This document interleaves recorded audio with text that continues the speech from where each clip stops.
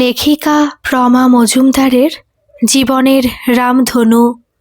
সকাল প্রায় 11টা বাজতে চলল, কিন্তু নিহার সকাল থেকে একবারও ঘরের বাইরে আসেনি।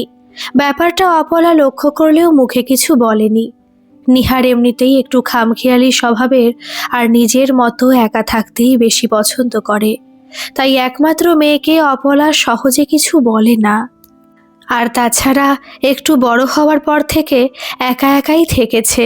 কিন্তু আর 1 সপ্তাহ পর ওর বিয়ের পর একটা নতুন পরিবেশে যাবে সে। তাই ভয় হয় ওর মানিয়ে নিতে কোনো অসুবিধা হবে না তো। ছেলেটা যদিও মেয়ে নিজে পছন্দ করেছে আর খুব ভালো, কিন্তু নিজের জীবনের তিক্ত অভিজ্ঞতার কথা মনে হলে খুব ভয় হয়। শত হলেও মায়ের মন তো। আজ বিকেলে মেয়েকে নিয়ে একটু মার্কেটে যেতে হবে। শেষ সময়েও কিছু কেনাকাটা বাকি আছে। 2 দিন পর থেকে তো সব আত্মীয় স্বজন চলে আসবে, তখন আর বাইরে যাওয়ার সময় পাবে না। নিহারের বাবা কুনাল সকালেই অফিসে চলে গেছে, তাই অপলা একা বসে বসে এসব ভাবছে আর টুকটাক লিস্ট করে নিচ্ছে। নিহার বিছানার উপর একটা বই নিয়ে উপুর হয়ে শুয়ে আছে। কিছুক্ষণ আগে সায়নের সঙ্গে কথা হয়েছে। ওদের বাড়িতে বিয়ের তোড়জোড় শুরু হয়ে গেছে, আর এখানে সে আর মা মিলে সব করছে। নিজের বাড়ির এই এক আরাম। সারাদিন শুয়ে বসে থাকলেও কুণ্ঠা বোধ হয় না, কিন্তু এই আরামের দিন তার জীবন থেকে চলে যাবে আর কিছুদিন পরে। শ্বশুরবাড়ি নামক জেলখানায় সে ঢুকবে। সেখানে অনেক নিয়মকানুন মেনে চলতে হবে। তার সাথে থাকবে অন্যের মন জুগিয়ে থাকার চেষ্টা।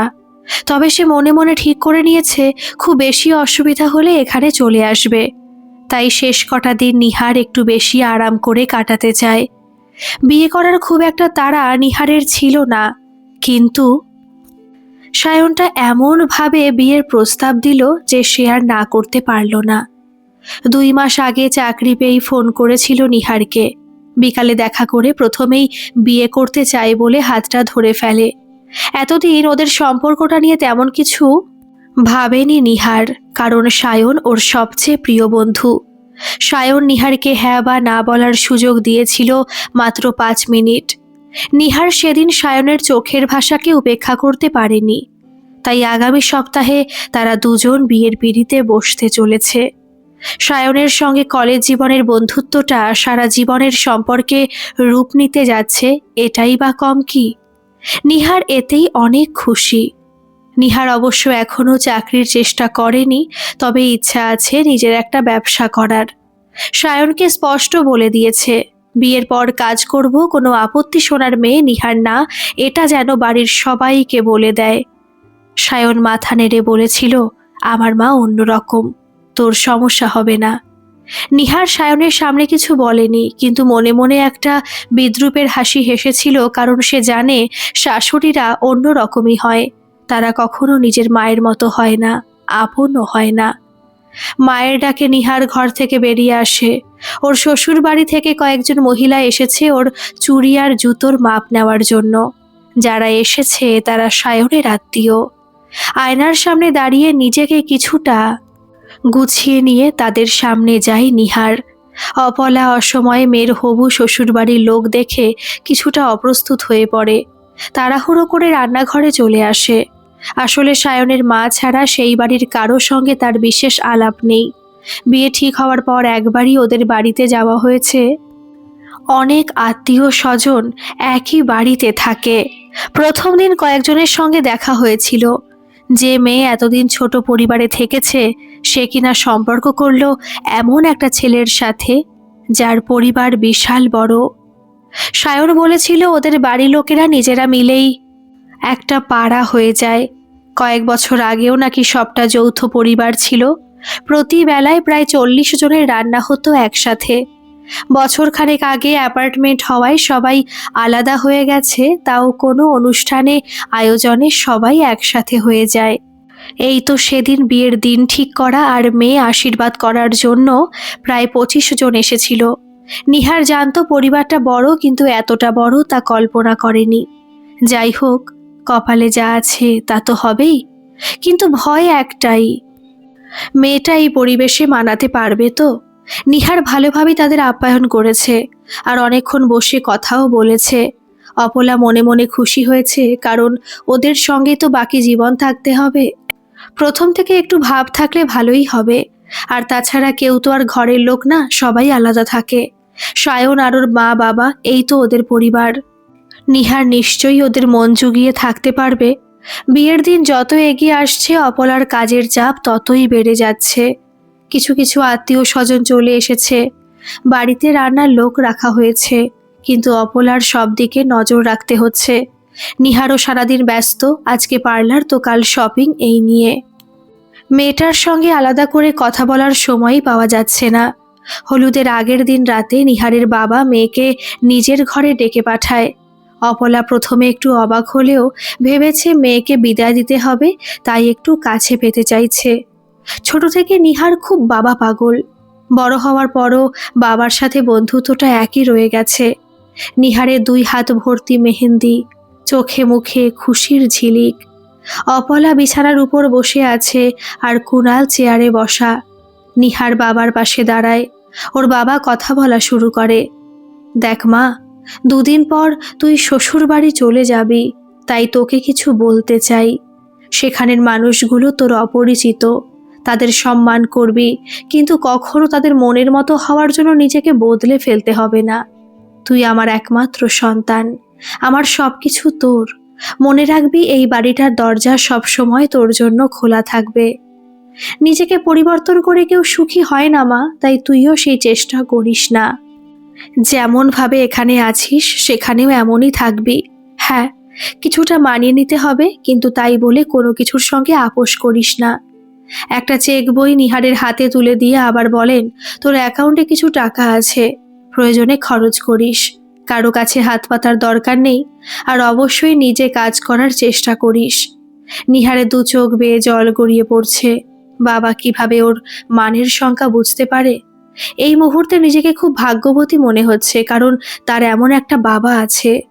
নিহার বাবাকে জড়িয়ে ধরে আর মনে মনে বলে, অনেক ভালোবাসি তোমাকে বাবা।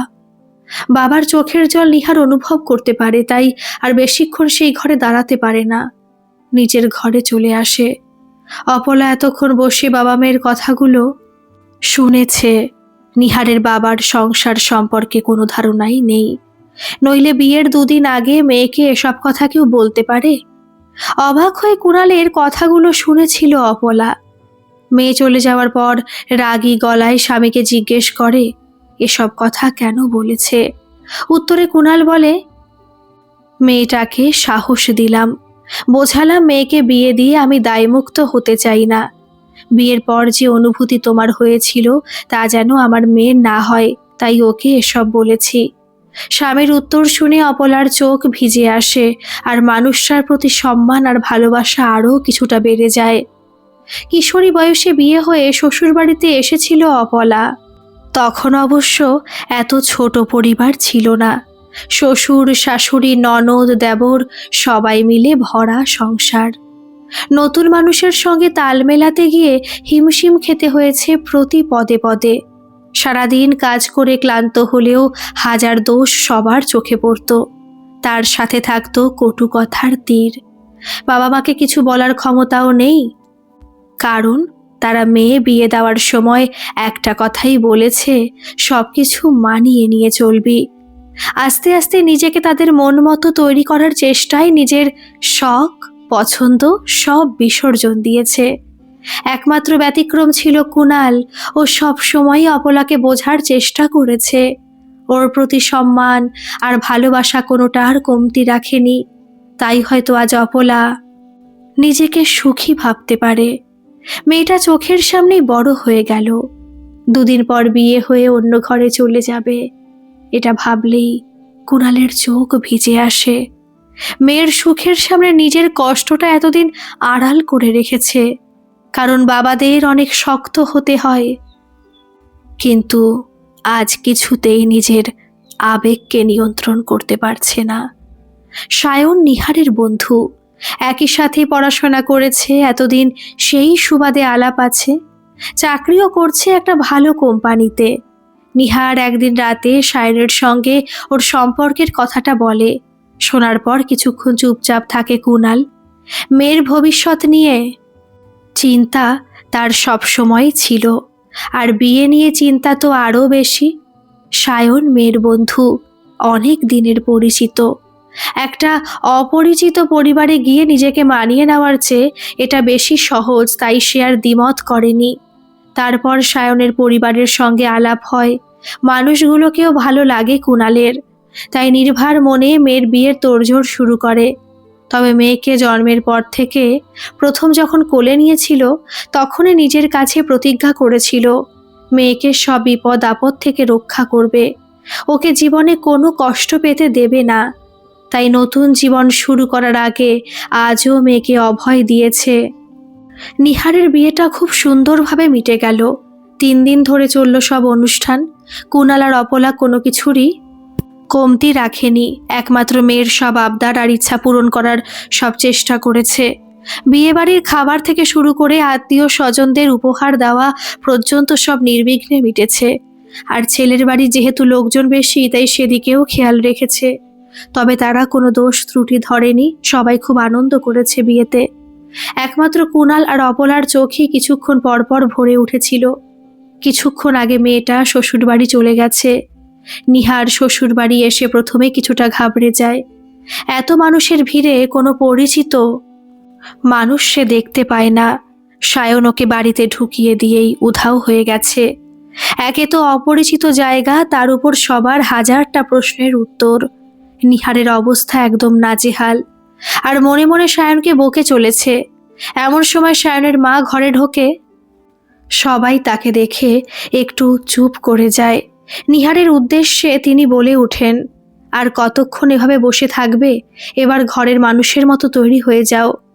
অনেক কাজ পড়ে আছে, সবার সঙ্গে গল্প করলে তো সংসার চলবে না। নিহার এই কথাগুলো ঠিক বুঝতে পারছে না। ওর এই বাড়িতে আসার মাত্র 3 ঘন্টা হয়েছে। এরই মধ্যে তিনি কাজের কথা বলছেন। ঘরের অন্য সবাইও বেশ অবাক হলো বড়মার আচরণে। সায়নের মা এই বাড়ির বড় বউ, তাই বাড়ির ছোটরা তাকে বড় মা বলে। এমনিতে বড় মা একটু গুরু গম্ভীর মানুষ, কিন্তু নতুন বউয়ের সাথে এভাবে কথা বলছে, এটা সবারই চোখে লেগেছে, কিন্তু কিছু বলতে পারছে না। নিহার বুঝে যায় এই বাড়িতে সে বেশি দিন থাকতে পারবে না। সবাই চলে যায় নিহারের ঘর থেকে। নিহার ব্যাগ খুলে একটা শাড়ি বের করে। যদিও সে ভালোভাবে শাড়ি পরতে পারে না, তবুও মা বলে দিয়েছে প্রথম কয়েকদিন শাড়ি পরার জন্য। শাশুড়ি মা ওর হাতে শাড়ি দেখে ওর দিকে তেড়ে আসে। এসব কি? সারাদিন এত ভারী শাড়ি গয়না পরেও শখ মেটেনি, এখন আবার আর একটা শাড়ি নিয়ে দাঁড়িয়ে আছো?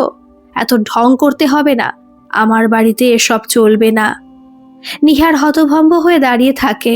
ওর ভুলটা কোথায় সেটাই বুঝতে পারছে না। কথাগুলো শুনে চোখগুলো এমনিতেই ঝাপসা হয়ে গেছে। শাশুড়ি মা আলমারি খুলে একটা প্যাকেট নিহারের হাতে ধরিয়ে দেয় আর বলেন, এখানে যা আছে তার মধ্যে থেকে একটা কিছু পরে নাও। আসার পর থেকে তো পুতুলের মতো বসে আছো, এবার একটু স্বাভাবিক হও, আর খাবার পাঠিয়ে দিচ্ছি, এখানেই খেয়ে নিও। কাল থেকে সুবিধা পাবে না, আমাদের সঙ্গে একসাথেই বসতে হবে। সায়নের সঙ্গে আজ আর দেখা হবে না, যদি কোনো দরকার থাকে ফোনেই সেরে নিও। একদমই কথাগুলো বলে তিনি ঘর থেকে বেরিয়ে গেলেন। নিহার দাঁড়ানো থেকে থপ করে বিছানায় বসে পড়ল। এমন জাদরেল মহিলা সে তার জীবনে প্রথমবার দেখল। এই মহিলার সঙ্গে বেশি দিন থাকা অসম্ভব। নিহার চিন্তা করতে করতে হাতের ব্যাগটা খুলল। তাজ্জব হয়ে তাকিয়ে আছে ব্যাগটার দিকে। 4টে সালোয়ার কামিজ, খুবই সুন্দর আর আরামদায়ক প্রতিটি 3 পিস, আর সবগুলো তার মাপে তৈরি করা। এগুলো কে কিনেছে?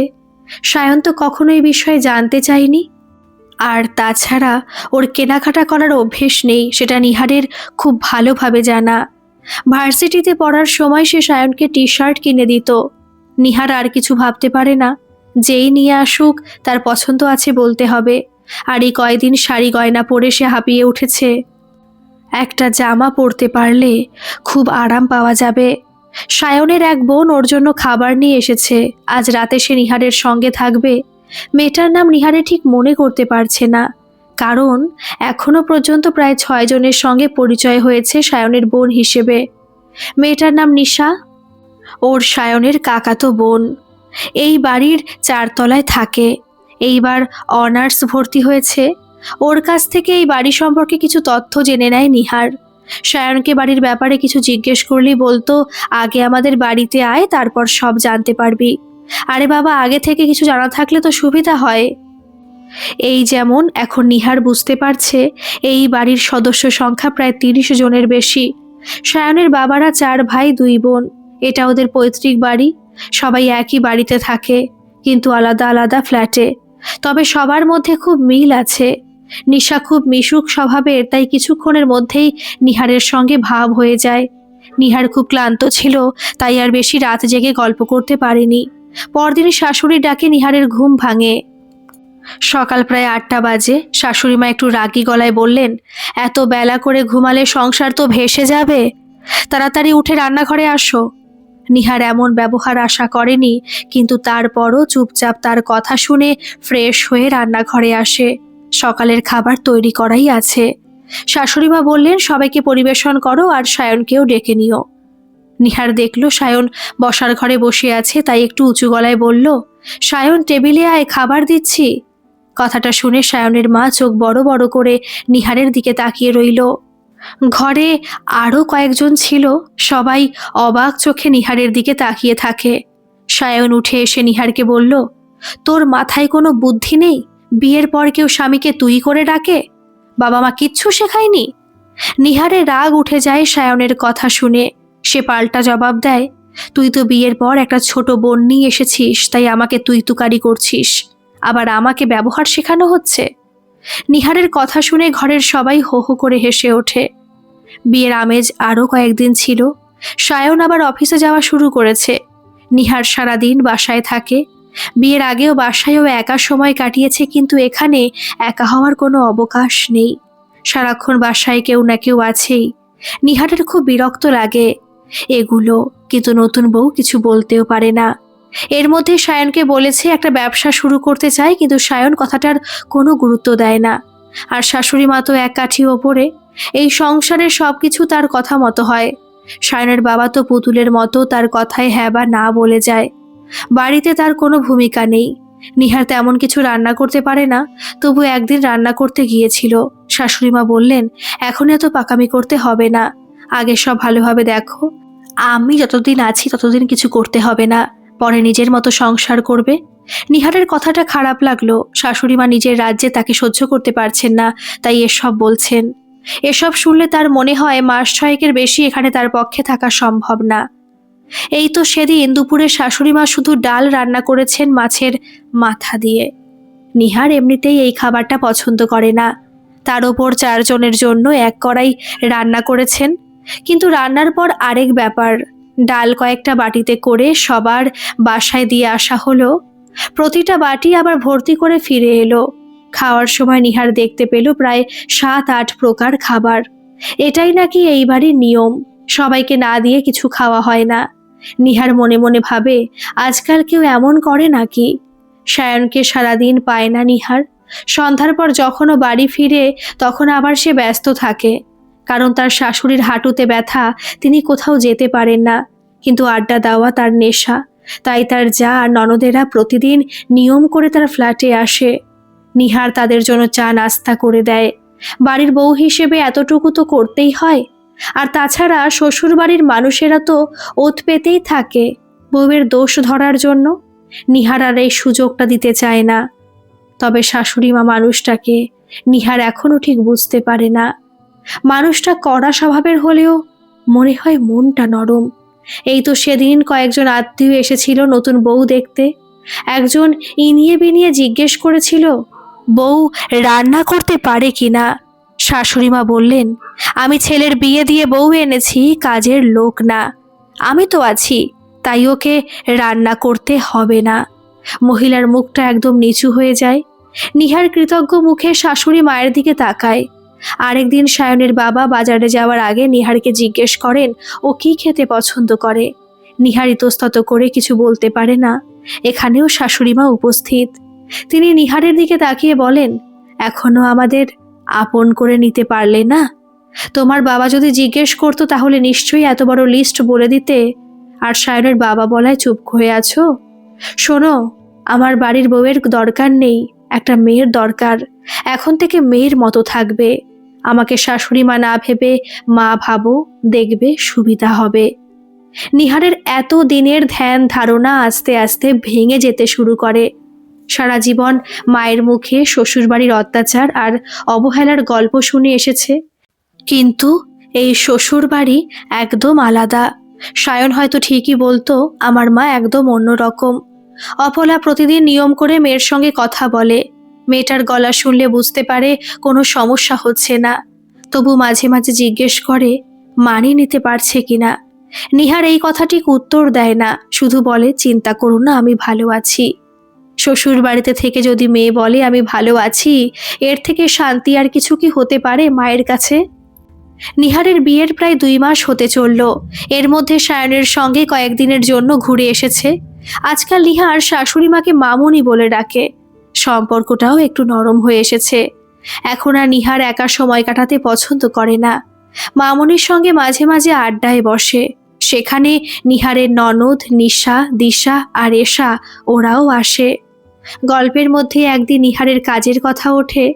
নিহার কেন পড়াশোনা শেষ করে চাকরির চেষ্টা করেনি সেটা সবাই জানতে চায়। নিহার অকপটে বলে দেয় ওর নিজের একটা ব্যবসা করার ইচ্ছা আছে, তাই চাকরি করেনি। কিছুদিন ব্লক বাটিকের কাজও শিখেছে। সবাই আগ্রহ নিয়ে জিজ্ঞেস করে কিসের ব্যবসা করবে। নিহার ঠিক করে কিছু বলতে পারেনি। একবার মনে হয় শাড়ির ব্যবসা, একবার বলছে গয়না, আবার বলছে বাচ্চাদের পোশাক। এক একজন এক একটা মত দিচ্ছে। শেষ পর্যন্ত নিহারের মামনি সঠিক সিদ্ধান্তটা দিলেন, মেয়েদের পোশাক নিয়ে কাজ শুরু করো, কারণ এই বাড়িতে অনেক মেয়ে আছে, বাইরে বিক্রি না হলেও বেশি লোকসান হবে না। এমন সময় দিশা বলে ওঠে পাইকারি দামে কাপড় কোথায় পাওয়া যায় তা সে জানে। তখনই ঠিক হয় নিহার আগামী মাস থেকে ব্যবসা শুরু করবে। আপাতত অনলাইন পেজের মাধ্যমে শুরু করবে, আর পরিচিতদেরকে জানানোর দায়িত্ব তার সব শাশুড়িরা নিয়েছে। নিহার খুশিতে আটখানা হয়ে যায়। আগামী সপ্তাহে কাপড় কিনতে যাওয়া হবে, তারপর সব গুছিয়ে পেজ খোলা হবে। নিহার বিস্ময় নিয়ে সবার দিকে তাকায়। মুহূর্তের মধ্যেই তার এত দিনের স্বপ্নটাকে একটা রূপ দেওয়ার পরিকল্পনা শুরু করে দিয়েছে সবাই। সত্যি পরিবারের সহযোগিতা থাকলে সবই সম্ভব। সায়ন আসার পর এক মুহূর্ত দেরি করে না, ওকে সব বলে দেয়।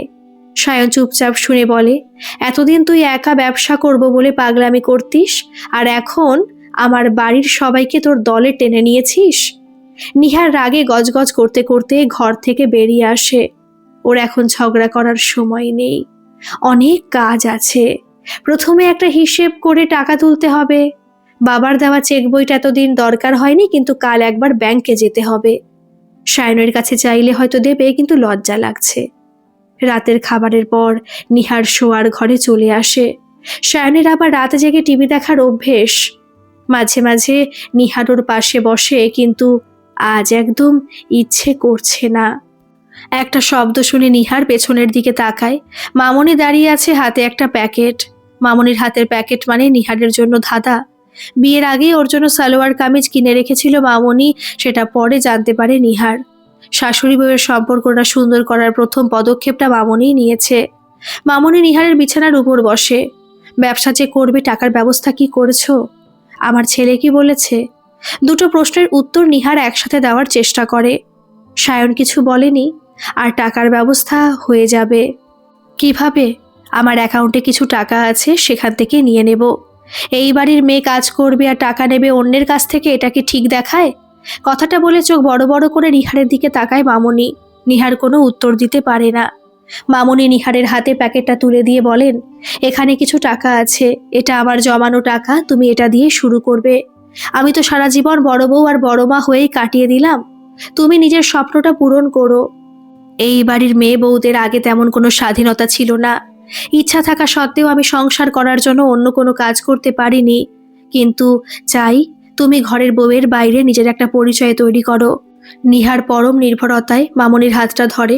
বিয়ের পর যে মানুষটাকে নিয়ে এত ভয় পেয়েছে, সেই মানুষটাই আজ পরম ভালোবাসা নিয়ে তার পাশে এসে দাঁড়িয়েছে।